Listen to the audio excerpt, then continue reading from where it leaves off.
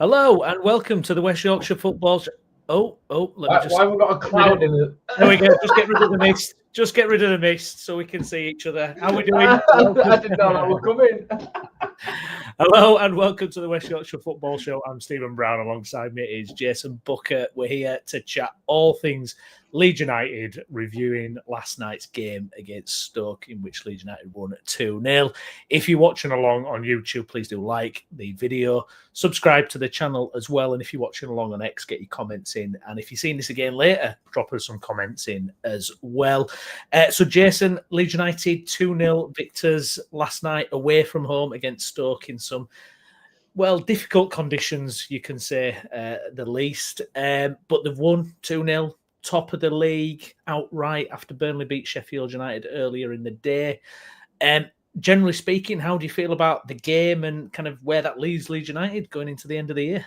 Yeah, first off, I didn't know you were going to do that. So I was like, what technical hitch have we got going on here?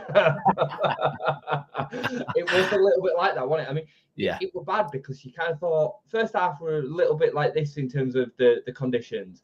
Then in the start of the second half, you're like, it's worse than it's ever been. It blew over and then it came back. So, we're a bit of a mad one with that. Yeah. Mate, I mean, I think outside of the first minute, it was the perfect away performance and exactly kind of what we wanted to see. Much more control over the situation. I do think they were really poor. But we've seen this against equally poor teams. Sometimes away from home, it doesn't really matter. Preston were only a couple of weeks away and we struggled to get away from there with a point. So I think, ultimately what we got was a really professional, disciplined performance. We could have scored 2 or 3 more goals, I think, as well. And ultimately, first half, it felt completely one-sided, didn't it? It felt like there were a couple of levels between the teams. I was delighted with the performance. I still think there'll be a lot of FARC hate on the back of it, just because we didn't win convincingly enough. But for me, we totally and utterly dominated. I like the starting lineup. I like the way that the team set out. There were a lot to like in the passage of play. I thought there was very little to be upset about, apart from the first minute where we had to kind of bank on Melier for a change to kind of keep us at 0-0. So, yeah, I'm pretty happy, mate. Good stuff. Just a quick technical point. I think you are coming through your laptop, Jason. I don't think you're coming through the microphone, actually, just listening to you there. Welcome along, everyone. Johnny, thanks for your comment, mate. Yeah, it was a bit of a foggy one, wasn't it? Gavin, a carryover from Stoke. Nige, Merry Christmas, guys. Merry Christmas, Nige. Great win last night versus Fog City, from what I could see. Pleased for Piroe. Hope he kicks on now to 20-plus goals this season. And Gav, the secret to Piroe is Fog. Indeed. Should be better now. Yes, spot on, mate. Spot on. I mean, let's kind of deal with kind of the pre-match situation in terms of line-up, because there was a bit of a kind of eyebrow raiser, certainly from where I was looking at it. I was thinking, whoa, big move. Ampadu back in the starting lineup in midfield. Obviously, he started the previous game in defence, but he came in midfield this time over Tanaka, which, yeah, I was a bit surprised, as Gavin put there. I was a little bit surprised by that, because I think, as you pointed out in the group chat, we'd said, is it time to kind of mix things up in the midfield away from home and maybe change it up a little bit? But Tanaka would have been the last person I would have dropped. But, on reflection, you have to say it worked. And, I think generally did we have a bit more defensive solidity than we've seen away from home? Did it kind of make a big difference? I mean, it's kind of difficult because we were so dominant. Possibly in the structure, it did make a difference. But I mean, what were your thoughts when you saw that Tanaka was out? Because obviously we've been big fans of him since he came into the team. Yeah, I mean, I don't think it's any kind of disrespect to Tanaka that he's ended up being dropped, because I think Rothwell and Ampadu are both fantastic midfielders. Joe Rothwell's really shown himself to be a key player, if I'm honest. He really has stepped up from what we thought pre his signing. I thought he was a squad player, and he really has shown he's a top championship midfielder. Now, look, at the end of the day, this is why Daniel Farke's paid the big bucks to do the big job, and we're just armchair fans at home, talking about it, because that can't have been an easy decision for him to make. Tanaka's got, several man of the matches. He's won, Leeds Player of the Month. Fans are absolutely loading over his performances, and rightly so. Commentators love watching him and praise how well he's done. Now, what will be interesting with this is whether he maintains being out of the team come Saturday, or whether it was just for a rest, or whether it was just this particular game. And because I think all them kind of questions are coming up. We've been kind of begging for Farke to be a little bit more per game, play the right players for the right game. And I think this season he really has. I think he stepped up on that from a personal reflection to the manager. I think he really has changed the team this season where possible. And like you say, it worked. Ampadu gave us that kind of defensive solidity that he gives us. And I think Rothwell drives forward with the ball better than Tanaka. I think Tanaka's better at pretty much everything else, but Rothwell definitely does have that kind of pace change where he can drive through the lines. And Rothwell also has the added incentive that he's better at set pieces. He's our set piece taker. He's the best deliverer of the ball we have. So then you kind of got this conundrum as to where you kind of, how do you match the pair of them? You know what I mean? Because I don't think it then definitely means that it's either Tanaka or Ampadu. I think Tanaka and Ampadu can play together, but it definitely poses a conundrum, which is a good problem to have. Nonto and Ramazani won't be liking sitting on the bench, but they're two first-team players for any other team in the division, and they're both sat on the bench as well. So whether that be Tanaka, Ampadu, or Rothwell, I think they'll probably all have to do the time. I do think he likes Ampadu a lot. I think if Ampadu's fully fit, he will play. But yeah, I think last night it certainly worked, and it gave us that kind of bit more reassurance. I thought they paired really, really well together. But it doesn't mean that I want to see Tanaka out the side permanently, because I love watching him. He's a fantastic footballer. So yeah, tough one.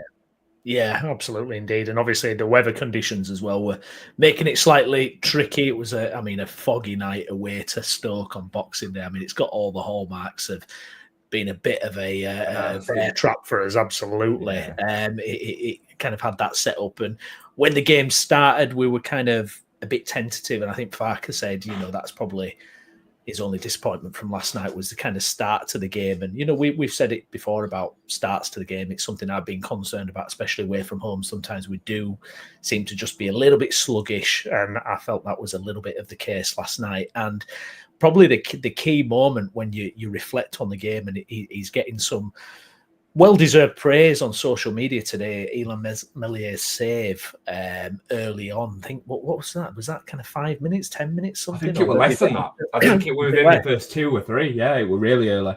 Yeah, and that's the kind of moment where, you can imagine if we'd have gone 1-0 down at that point, how difficult it then becomes because. The game plan's out the window, the conditions are terrible, and we've been in that situation before. We've questioned at times when he's not made that first save, and I think Stoke only had 2 shots on target all game. So it was vital, wasn't it, Jason? A big, not a turning point, but a big point in the game where if that goes the other way, then, it would have been a real uphill battle, and fair play to Mellier for pulling that save off. Yeah, I think he deserves credit for it. Without it then being lauded as spectacular.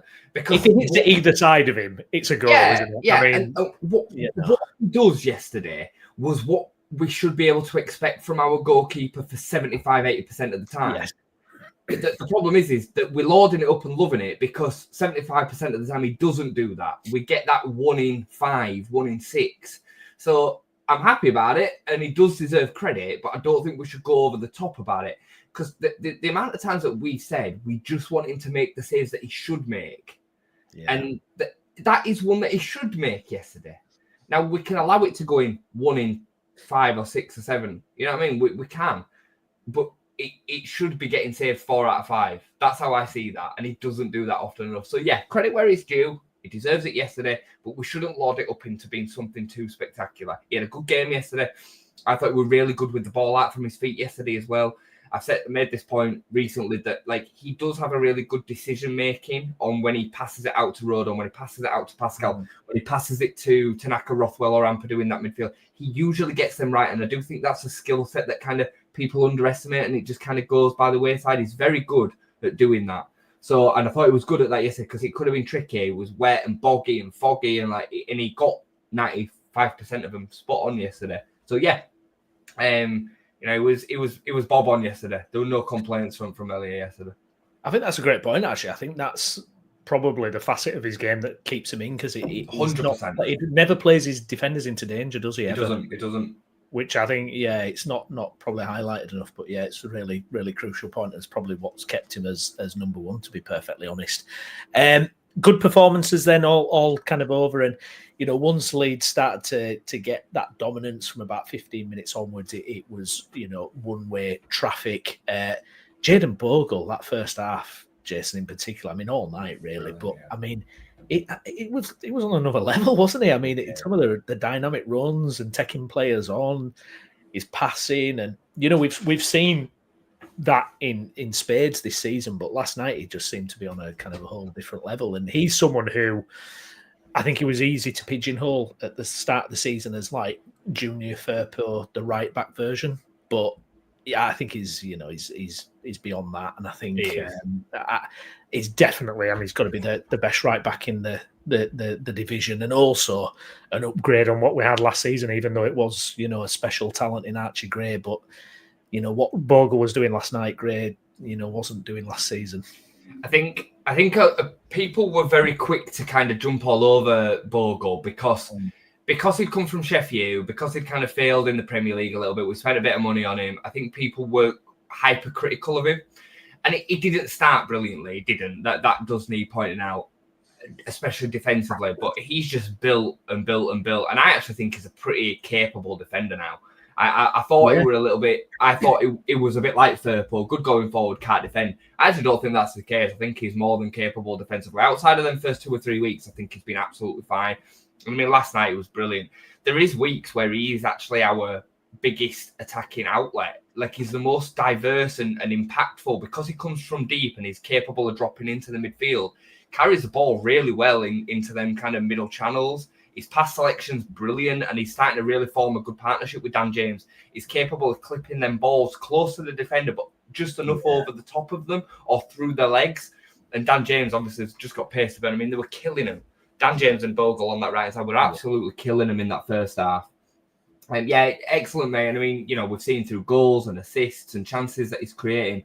He's been a massive, massive signing. And, we were saying before the season started that the team were far more balanced as a consequence of losing Archie and bringing in Jayden on that side. And I think you're now seeing that more often. The attack isn't heavy down one side. It feels fluid between the two sides. Sometimes we'll go down Solomon and Byram. Sometimes we'll go down Dan James and Bogle. So yeah, I'm buzzing with how that's kind of building, and I think it can only get better the more that they kind of come on. I would maybe like to see a sign a left back, if I'm honest, especially if Junior is going to be out more long term. And that's no disrespect to Byram or Schmidt. I don't like the awkwardness of the full back being more dominant on the other foot. It just kind of pigeonholes where you're going.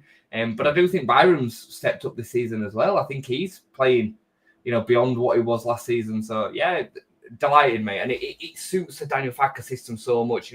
Previously they had with Norwich, he had Aarons, didn't he, out there, and he had I forget the other fullback now at Norwich. But they did similar, because Aarons used to quite often play on the left back, and then they had, I can't remember who it was on the right. Anyway, Byram would have played there for a part, but Byram wasn't the starting out and out right back. I don't think he played a similar role to what he plays now for Leeds. Really, there was someone else I can't remember. Anyway, it's vital to the way that we start attacks. It gives us so much more. So yeah, delighted, mate. Yeah, indeed. Skip, the conversation is surely over now as to who is our main starting number 9. Fans still clambering for Joseph to start. Makes no sense. Well, let's talk Joel Piroe, and he made the difference last night with his finishing. And a kind of, not a theory about Joel Piroe, but I'm just kind of wondering if this guy, I mean, he's 25, so he's not at his absolute peak as a striker yet. And, you look at certain types of strikers, you look at your Chris Woods, you look at these type of guys who they've got an instinct for finishing. They can put the ball in the back of the net. And has Piroe got another level to him? Has he gone up a level? Is there more to come? And I think when you've got a goal scorer like that on your books, when you've got someone who's got that instinct, I think there is potential for him to score goals at higher level. I really do, with how good he is at it. There's parts of his game that frustrate me, but I don't know that it's like the secret sauce, isn't it? It's something when a player can put the ball in the back of the net. I mean, his first goal last night, you're kind of watching it when he fails to kind of get it round the keeper, you're thinking chance over, but then he picks the one part of the net that's not covered and slams with his weak foot. With his weak foot. And I was just watching him last night. I thought, there's just so much to come from this guy, really, because he's got the talent and he's getting assists as well. He's clever in kind of build up. We know he can't press. We know he's not physically going to dominate a defender or anything like that. But I've because I thought he'd be one to kind of forget about if we kind of got promoted. But I think goal scorers are pretty unique and special. And I think he might be someone who has got another level to him that can do it. In terms of how he performed last night, Jason, and his 2 goals, and potentially going forward with him, what's your take on him? I mean, I thought last night he had a pretty good game. There were parts of the game that he didn't do well in, and he gives the ball away, or he's not strong enough, or whatever. And that's him, innit? And I think he gets a little bit more stick than he should because of the price tag and because of the way that he looks. He looks lazy. Do you know what I mean? Like, the way that he carries himself and the way that he kind of trudges about at times, but he's just not that kind of striker. He's not Luciano Becchio, who kind of runs around at 1,000,000 miles an hour, or Joseph, or Bamford. Bamford always kind of kept the wolf from the door because he did put that effort and the link-up play and all the rest of it was brilliant. I think Piroe's link-up play isn't as bad as what people make out. Don't get me wrong, it's not great, but in comparison to the other strikers that we've got, if we're ruling Pat out as an option for now because we don't know what he's got left, I'm happy to see the back of Pat at this stage of his career. I am. So we're not taking him into consideration. If it's a direct fight between him and Joseph, I don't see from physically what we've seen in championship games what Joseph gives us that Piroe doesn't. Joseph's press is slightly better, but everything else, even the link-up play, I think Piroe is showing more than Joseph. Like, you go and look at the goal against Oxford, the first one. It's Piroe that passes the ball to Solomon. Gets forgotten about. Nobody talks about it. But he links that play over on the left-hand side of the pitch and brings Solomon back into the game. Yesterday, he links up play better than what he kind of people make out he does. Not just because he doesn't get the final assist. And then, like you say, the only player that you would have wanted to have been on them 2 chances yesterday was Joe Piroe. Yeah. Joseph wouldn't have been where Piroe was for the second, I don't think. I don't think he makes that run. And I think for the first, I think it gets blazed out. I don't think he tries to take it round the keeper. I think the keeper will end up making a save and it's a corner. But Piroe tries to take it round the keeper. He still then got the composure to front that up and put it, like you say, into the only place that he really could have done on his weak foot. So I just think overall, he, in terms of what we've got, is the best package. I don't know whether that's the best package for Daniel Farke in his system long term, but you can't argue with what his output is, I don't think. Really, don't. I think he's talking like 14 G&A now, something like that. It's our top scorer. He's 3 clear of Brendan Aronson as the top scorer, and like you say, assists in there as well. Do you think there is another level to Piroe? Do you think, if we go up, could he be one of those kind of players that can kind of get to another level and still bang goals in, and maybe where it's a different system where maybe we're a little bit more counter-attacking because of the quality difference? Or, I mean, it's a rare commodity, isn't it? Someone who can actually put the ball in the back of the net. Do you see that as is he someone who you could trust in the Premier League potentially? It all depends on feeding him the net. It all depends on giving him the chances. I believe if you put a player like Piroe in front of the keeper with the goal to hit, he will hit it. I think his movement's pretty intelligent, but it's getting in them chances. But yeah, I do think he can do that. And I think, as you go up into the Premier League, you're going to get less chances. You need a killer in front of goal, and he is that.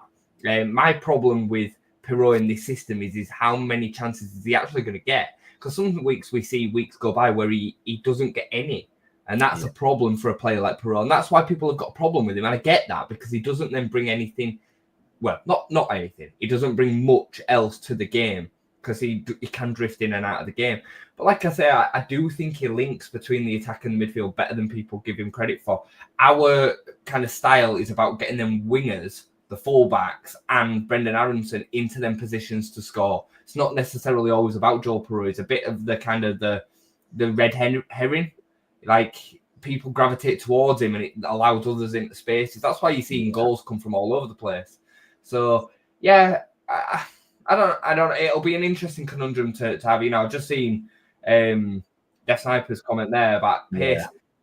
You could say that about Chris Wood. You could say that about Harry Kane, and I'm using some extreme cases there. But Harry Kane's not quick, but he makes. And I know I'm using one of the best strikers in the world there to make my point, but there is players that can get by. Teddy Sheringham spent years kind of creating a career around being the poacher in the box and being the person that taps the ball in the net. It doesn't have to be quick, as long as you kind of building the team around a way to get him in a position to take a shot on goal. I'd like to see him be a little bit more accurate from outside the box. He's scored a lot of goals for Swansea from outside the box. I think that's a deficiency that's kind of grown into his game. And I don't know if it's just because he doesn't get a lot of chances to do that in this side, maybe. But I think he offers a lot of unselfish work as well that we just kind of take for granted. Yeah, because I'm watching last night and I'm thinking, I'd love to see him grab games by the scruff of the neck a bit more and really assert himself and kind of.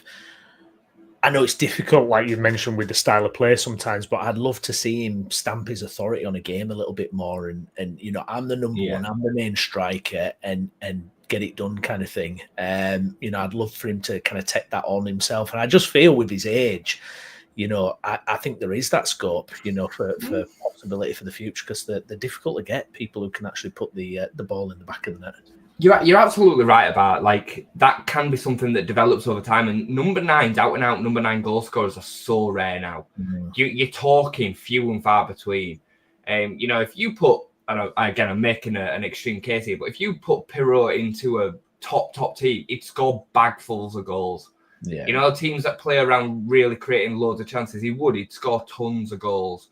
So yeah, I think he can. I'd still like to see us bring in another number 9, however that comes, whether it is in January, at the end of the season. Hopefully we've gone up and we sign an out-and-out 9 that can really do everything that we want from all facets, because there is definitely things that he will never build into his game. Yeah. And the thing is as well, I mean, not to kind of rag on Bamford, but if we'd have had someone who could have finished in that Premier League season at the end, penalties and glorious chances that were missed, that could have possibly been the difference. But anyways, Skip can see Joseph going out on loan in the summer and Bamford leaving and bringing in another number 9. I don't know. I mean, I kind of don't mind the idea that you've got this kind of 20, 21-year-old hungry Spanish youth international who is chomping at the bit for game time. I think that's quite a nice position to be in, that you've got a kind of an order of things there, where you've got the kind of established number 9 Piroe, and then you've got this young hungry guy who comes on. I thought he looked lively when he came on. Yeah. Took that chat, and that's what I think that's okay. I think that's good. I think that's better than this kind of question mark who's going to start and who's going to be, blah, blah, blah. I mean, if you'd have done a search for Piroe's name,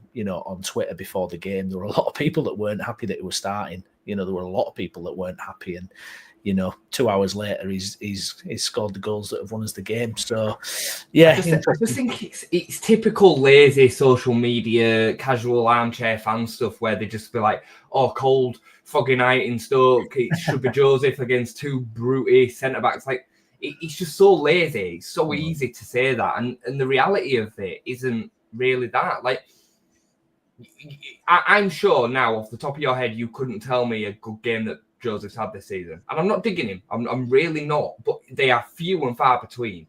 Yeah. They are few and far between. He started this season as our number 9 and he's lost that spot, and deservedly lost that spot. Then when he's come on, there's been times when he's had bad attitude. And if you're taking, if you're trying to read between the lines a little bit, there's been times where he's not trained well enough to get in front of Patrick Bamford off the bench. There's been times where Bamford started over him. So all that given, the fact that we've not seen it, the manager don't like it, he's then become third choice for periods of it as well. You have to say that Piroe's the only man that starts. I think Joseph definitely had a wobble. I think when he 100%. started to lose his place, I think there was definitely, he didn't like it, obviously.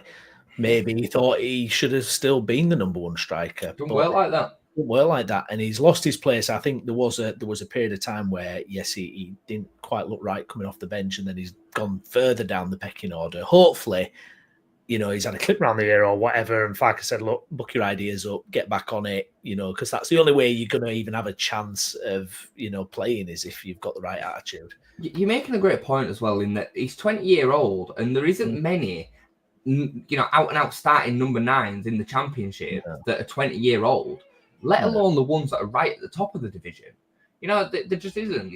Look at Burnley, look at Sheffield United. Kiefer Moore's an established number 9. You've got Ryan Brewster, who plays at Sheffield United. They're not kids. They're not. Same goes for Burnley. It's Lyle Foster, been around a long time. Tom Cannon, who played for Stoke yesterday, is slightly older than Joseph. He isn't starting for any of the top teams in the division. So, yeah, I think he needs to be patient. I could potentially see a loan, but I'm of the same kind of ilk as you. As long as he's getting game time and he's got the potential to take that shirt, because I think he has. Like, if he was to come off the bench for 2 or 3 weeks in a row and score, and Piroe's not playing well and putting it in, he'll put Joseph back in. I truly believe that. So. Yeah, interesting comment from Skip here as well. Maybe as Leeds fans, we've yet again big Joseph up too much too young. Yeah, I mean, true. true. I mean, the back end of last season. Well. Yeah, well, the back end of last season, Browney, there were so many fans calling for him to be thrusted in, and he's ready. Yeah. They had no idea whether he was ready or not.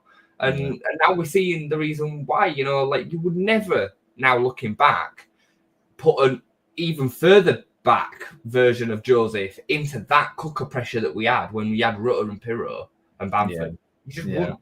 No way. Yeah. No, absolutely. Some other performances from last night then, Jason. Brendan Aronson with a beautiful assist through to Piroe for the first goal. I mean, we've talked about it so many times, the energy, creativity, the numbers, the pressing. I mean, I think he's quietened the number 10 talk down for January transfer window, hasn't he? With his performances. Friend of the show, Nancy Froston from The Athletic, she did an article about, is it time to kind of put respect on his name? Has he kind of sealed the deal on that front, really, and less clamour for everything else? I mean, he's a strange one sometimes, is Brendan, because, he pulls a pass like that out of the bag. Sometimes you think, is he technically kind of up to it? But then he's got that vision, he has got that ability, and he keeps impressing. And at this moment in time, I wouldn't swap him for anything else. I can't imagine who you would even be able to bring in January that you would drop Aronson for, really.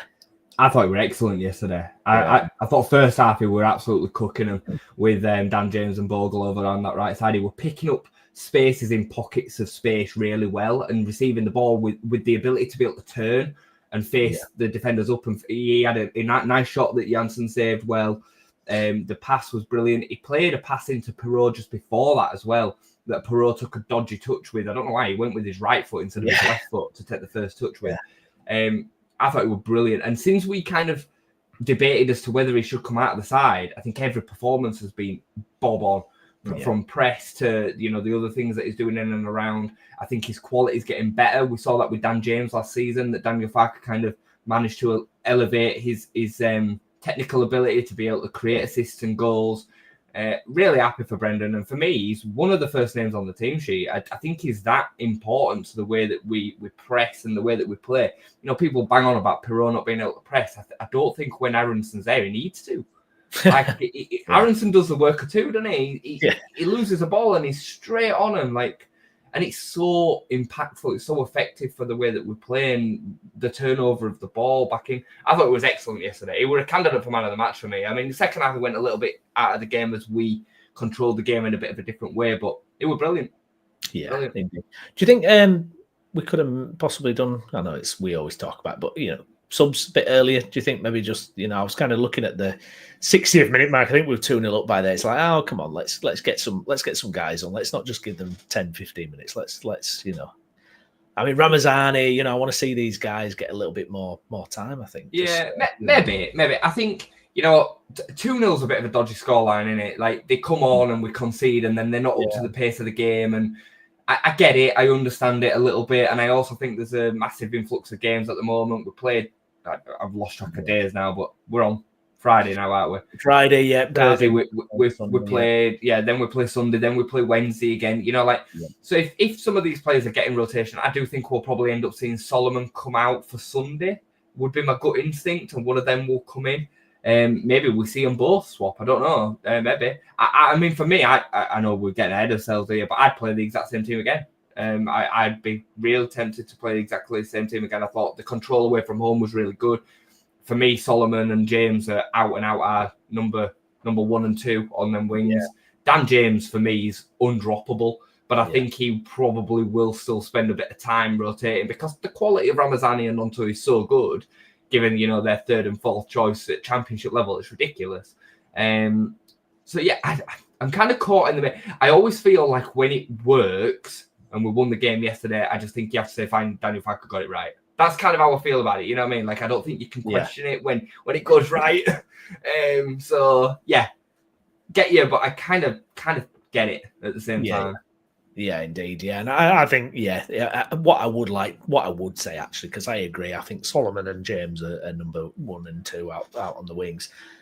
If Nonto comes back into the team, especially Nonto, if he's having a poor 45 minutes, I want him gone. I want him still at half time. I don't think we can give any leash to this guy. I think we've got to be right on his case. And if you're not at it, mate, if it's not at least a 7 out of 10, which you haven't put in for a long time, half time, Solomon, whoever, James, whatever, mix it up. I think we've got the ability to do that. That's personally what I would like to see as a short leash, especially for Nonto. Yeah, I agree. And I don't think there's been any case this season. I know that the numbers say that Nonto's had a really, really good season. I don't think Nonto's had a performance like Solomon's had in the last 2 all season. I really don't. And I know that is harsh. But for me, I thought Solomon was excellent yesterday. He was excellent. Like, the jinx and the movement and the decision-making, his pass selection is just so much higher than the other 3. So much higher. And I can only see him getting more and more confident and better the more he plays, because he's not had a lot of game time. So the more you play Solomon, I just think the more dangerous he'll be. I said it to you previously. I think you keep him fit. I think he's a difference maker. His quality is just head and shoulders. It's head and shoulders above the rest of them. I think Ramazani's got that potential. I really do, but we haven't seen enough of it yet. He spent a lot of his time back in, though, is it? Going to find it hard to get game time, isn't it? Because the others are out, like I say, cooking. And Jason, as he comments here, Solomon really cooking now. The speed is back. Someone after the game commenting it's time to drop Brendan. Honestly, I think some people still don't like him because he's American. Well, it wouldn't surprise me because we get into all these sorts of silly little so many agendas in our fan base. So many agendas in our fan base, and whether it be American, Israeli. I've seen the chants, and I mean, I don't get it. I mean, some people just can't help but bring negative attention to the doorstep for no reason. It's wild. And you've got that extreme of it, and then you've got the other extreme of it where people are kind of thrown Solomon out at the window before the season even started because of all that. It's crazy. And whether it be Verba, I think Verba's got an example of that. I do think there's something more going on behind the scenes with Verba, by the way, but that's a different story. Brendan, I think, falls into that category. What more can the lad do? That the lad has come back in, shown the correct attitude, got his head down, he's playing his absolute heart out for Leeds United. I genuinely think that he's looked at some of the comments about his, falling over, lack of strength, and he's gone and he's bulked up a little bit. But his attitude to going over is nothing like it was in the Premier League. No. He goes over now and he's up. He's straight up and he's chasing that ball back. He doesn't protest. He just gets on with it. Like, that is a real kind of acknowledgement of, okay, what they've said is this, and what others have fed back to me is this. I'm going to do something about it. I think he's been absolutely brilliant. Top 3 or 4 of our best players this season. I really do. I think he's unbelievable. I agree. I think you've got to praise his character, his determination. He would have had other options. He could have still left the club. He could have still got a loan away. I mean, out of all those players that kind of left the sinking ship, for him to kind of come back and try and fight for this. And it's been said, I've seen a couple of articles where, he's got that in his character where he wants to prove people wrong. He wants to come back. He wants to make a success of it. I think that's to be admired. I respect that more than, not necessarily respect it more, but I put it on a par with, kind of the loyal servants to the clubs who 100%. Most of them never got another offer. It's easy to be loyal when you don't have another offer. You couldn't be more spot on, mate, honestly. And we've seen that. So I think full praise to Brendan, and I hope it continues. And I would love to see him have a good career with Leeds. He will have known what was waiting for him when he made the decision that he was going to come back. And he did get some of that. I mean, I think a lot of it was attached more to Verba than Aronson. Yeah. But Aronson was still getting a hell of a lot of it. And bear in mind, on his second debut, if you like, he scores the goal, the equaliser, and then misses that chance. He could have gone hiding. He could have crumbled. The window was still open. There was still so much grief for him at that point. And he's like, that this is what I'm going to do. I'm making it over. I believe the stuff that he said about his family as well. Like, I think that matters to him, what he said to his granddad about he's going to make a difference back here. Like, I think he couldn't have got this any better if in any way. He just couldn't. He could not have got this any better. And I would love to see him be successful in the Premier League with us. That's a different question. It's a bit like the Daniel Farke enigma and all that comes with it. But there's a player in him. There is absolutely a player in Brendan Aronson, and I'm all for it. All for it. Yeah, 100%. I was there at the Valencia preseason game where we were booed by a large portion of the ground, and you thought, God, this is going to be a long way back for him. But like you say, he's stood up to it all, and he's turned it around. And look, it's Leeds as a place to live for players. I mean, we had Weston McKennie come out, saying that, grey skies and all this kind of thing, and it's not, it's not a glamorous place particularly for players, especially players who've got options. So for him to come back and do it, I think it's great. Think about what Brendan had to deal with in terms of his teammates as well. So, in that summer, they all left. When he then made the decision that he was going to come back, do you think that Tyler Adams weren't on the phone? Do you think that Weston McKennie weren't on the phone, being like, "Are you mad?" And he'll have, this is something that goes on in our kind of work life every day that we kind of take for granted in a footballer's world. He'll have had to say to all them, "No, this is my decision. This is what I'm doing." Yeah. He'll be going to America on international duty and seeing both of them and being like, he will have to kind of defend us as fans and the club and all the rest of it. And he's showing that he's trying to make the right decision for him, but also by the club. So I can't give him enough credit, mate. Personally. No, I absolutely, bang on. One kind of moment that stood out for me last night as well is, and it kind of leads on to what Skip's mentioned about squad size and strengthening, is when you saw the quality of players coming off the bench, and it's about 70 minutes and you've got Tanaka coming on and Nonto coming on and Joseph. And I mean, you're looking at that, aren't you, Jason, going, I mean, Skip put it before about the difference in quality, between us and most of the division. I mean, it's right there for us, isn't it? I mean, the quality is scary, isn't it? It's absolutely scary, but it's not like we've kind of made a whole heap of money in the summer and spent all of it. We've still had to recruit really well and spend money really well. It's not just a golden ticket that we've been given. We've still had to do things really well. But I mean, those players, I mean, if you're Stoke, you're watching Nonto come on and all these guys. I mean, it's over. I mean, we could have scored 3 more, couldn't we? I mean, we just seemed running through them at the end, didn't we? Brownie, I think Skip's on a bit of a right line with it, but I also don't think that this can be compared with the other squads that we had. When Rad's made the mistake season 1, we had kids on the bench. We had the likes of, Ryan Edmondson and the young lad that went to Blackpool centre-back, Leif Davis. Yeah, that was kind of as depth. This depth's totally different. The only way that, for me, if we got through to the end of January with this exact squad and everybody fit and healthy, I'm not bothered if we don't sign another one. You got to be realistic. Yeah. Like, we're in the Championship. How do you improve this squad Yeah. Or the starting 11, more importantly. How do you improve this starting 11 without going out and spending 15, 20 million quid? Because the players that we've got are so good at this level that's what it's going to take to actually improve them. And if you then go and just sign anybody, well, you're not improving your team. So what's the point anyway? Like, as an example, like maybe the 10 position, we could find somebody that would be prepared to sit on the bench and give Brendan competition, right? Maybe we could find that, because I do think we're a bit bereft of depth there. But who's going to come in for a reasonable fee that's going to sit behind Joseph and Piroe, or in midfield that's better than that's going to sit behind Ampadu, Tanaka, Rothwell, Gilavogi, and then Gruev when he comes back? Who's going to do that? Nobody. No. Same at right back. Who's going to come in and sit behind Byram and Bogle to make sure that we've got more depth? Like, you're not going to find players that do that. And then to improve them, you're going to be spending 10, 15, 20 million quid in some cases. Yeah. So I don't know what more they could want, which then does put it on Daniel Farke to make sure he doesn't get it wrong. Because you cannot fail with this squad. You can't. And right now, at halfway point, we're the best team in the division. We are number one.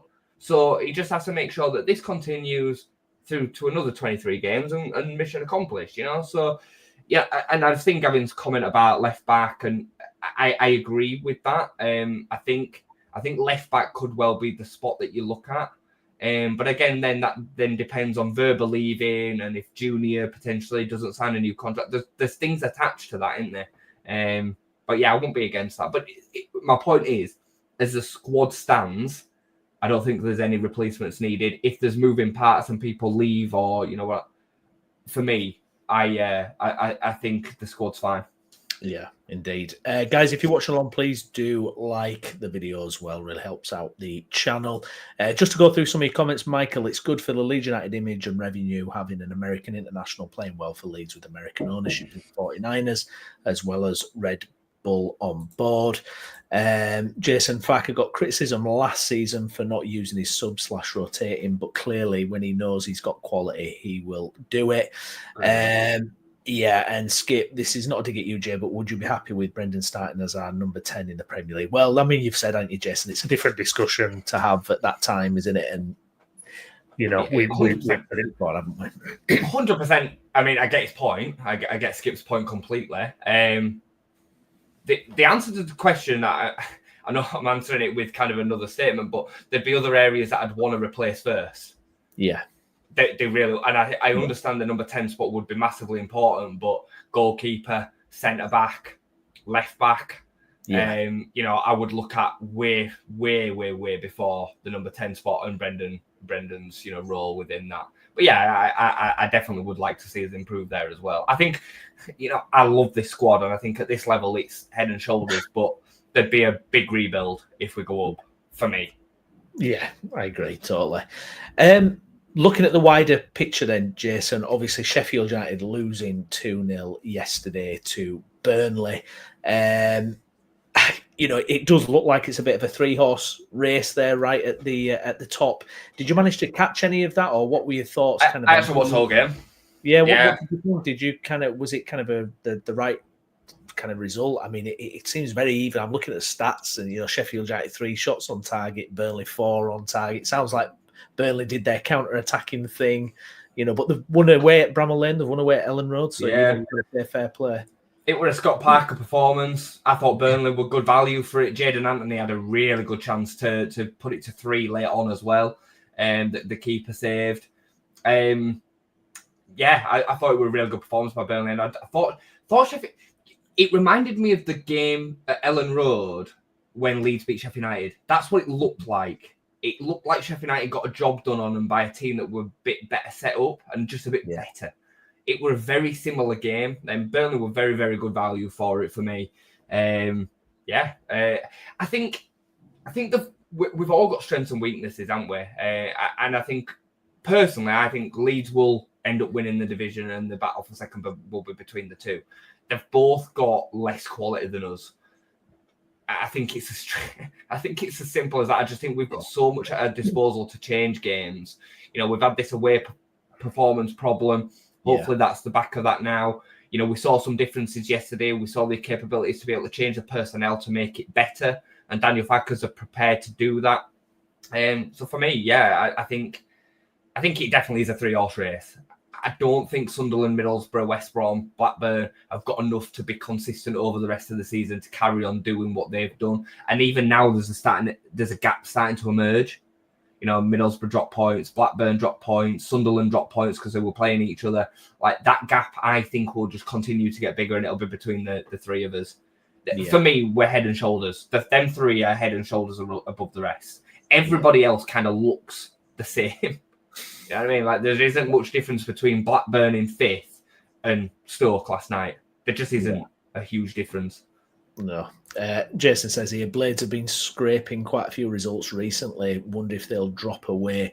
Depends how they're strengthening Jan, because they've got new owners. Their squad depth's crap. Their squad depth is a real problem. Yeah, it's going to be interesting there. And Gavin says business end of the season starts at Derby. No more throwing points away now. Tough test to come up, Jason. Derby next, obviously a lot of drama around that fixture. Always away from home as well. How do you see that one going? Yeah, I think Derby are a team there to be beaten. You know, home or away for us. It should be another 3 points. We've seen Derby already at Ellen Road, right? We have played them, haven't we? We played them the other week, I think. Yeah, we did. Yeah, but it was so one-sided. It was completely one-sided. I mean, they're a top-end League One, bottom-end Championship team. Again, we should go there and do the business. I have full confidence that I think we win every game. Like, that's how I feel about this team. I just think that we win every game. So yeah, I think, you know, comfortable if we play like we did midweek yesterday. I'm still lost with the days. I know, he's mad at it. Yeah. I think we'll be fine, mate. And again, another 2 or 3, and we'll probably keep a clean sheet. That's genuine. I know it's a bit obvious and a bit easy to say, but that's how I feel about it. Just to kind of pick up on Jason's second point there about maybe obvious, but I think if they buy in Jan, they'll want Premier League ready players. I think that's probably where we'll be at to kind of box off that line of conversation. I really do. But then players are just not prepared to drop to the Championship very often. You know, especially not without promotion guaranteed. Like, you risk it. So then you're looking in the fields of loans, aren't you? Loans with obligations and all the rest of it. You know, Emi Buendia with the loans obligated to buy if we go up. Potentially. I don't know. I just don't see it happening, me. That one. But yeah, in that ballpark, you need that level of quality if you're going to go and recruit in Jan to really improve the team. So, but yeah, I think comfortable win against Derby, mate. Looking forward to it. I'm enjoying watching this play. You know. Yeah, it's been great, hasn't it? Do you think? I mean, we've made it to the top of the tree now. We never got to this point last season, not this early. I think what were we top for about a week or something in April or something last season, and you know, it's been a mission and a half. It's felt to try and get to this point. Would you back us to stay there now? Would you back us to go on a run? I mean, it feels like it really is there for us to go at, hasn't it? You know, when you see the quality and depth we've got in the squad, you know, I mean, we've got a fresh Tanaka ready to go at Derby. You know, I mean, it feels like it's set up for us, doesn't it? And it was almost like we just had to get there. We just had to get to that point and actually get to the top of the tree, and hopefully we can do it. And I think we're head and shoulders the best team. I really do. I've said it all season, and even when we weren't first, I think we are a couple of levels above. And if we don't finish, certainly in the top 2, but even if we don't win the division, it's a bit of a failure. It's definitely Daniel Farker failure if we don't. And I'm right behind him. I fully back him. I think he'll do it. I think this club and the players that are around it have got a bit more experience after what happened last season. Yeah. They've got a bit of extra added motivation. I don't feel like that this team crumbles. I don't buy this whole some clubs can't do it because of the history. You know, I don't. Like, I do think Leeds is a different beast. I think there's added pressure that comes with it, but I think these players throughout that squad have got the capabilities to deal with it. I really do. I see a steely kind of feel to the team. I think they're capable of digging in. I think they're capable of winning good and winning bad. You know, they're capable of coming back from bad instances. We're capable of scoring late goals. As home records almost perfect. There's not much more that we can really look for. Just hopefully as a business end of the season comes, the only thing that can do us in is inexperience. I don't know, we had last season for most of them, but this club, the team, is still very young. That is my only worry, but I don't think it matters. I think the level of quality is just so different that it won't matter. Yeah, I'll go with that, certainly. Jason, anything else, any final thoughts before we do leave it? No, I think, again, mate, we just keep on trudging on. We're seeing the better of even more players within this side. The side continues to grow and develop. And for me, we're head and shoulders above where we were last season. And the quality of what we're watching is just so good most weeks. Happy to see the balance of both sides of the pitch getting used in the ways that it is. Just keep on winning games, hopefully, and keep on seeing those around us drop points. They carry on playing each other, by the way. I think Sheffield United have got Sunderland and Blackburn over this period. Burnley have got difficult games as well, so they're going to keep on dropping points. And the facts are, after 23 games, we are the best side. That's it. We're number one, regardless of the Sheffield United 2 points and all the rest of it. We are number one. So you can't be unhappy with that. You can't be unhappy with that. Absolutely not. Absolutely not. Guys, if you're watching live, really appreciate that. Thank you for all your comments as well. If you're watching the video later, please do drop a comment as well. We love seeing those and seeing what you guys have got to say. Please do like the video, share it with your mates as well, other Leeds fans. Get us followed on socials as well, on Twitter, X, YouTube. Make sure you subscribed as well. Plenty of content on the channel coming up, the Huddersfield Town stuff, so keep a check out for that. Me and Jason will be back as well at some point, some form, shape, whatever day it is. I'm completely lost for my days. We'll be here to review all the Leeds games, so please do check that out. But in the meantime, I've been Stephen Brown. Joining me has been, as ever, Jason Booker. Jason, thank you very much. Thank you, mate. And we will see you all again shortly. Enjoy being top of the tree, Leeds fans. Bye-bye.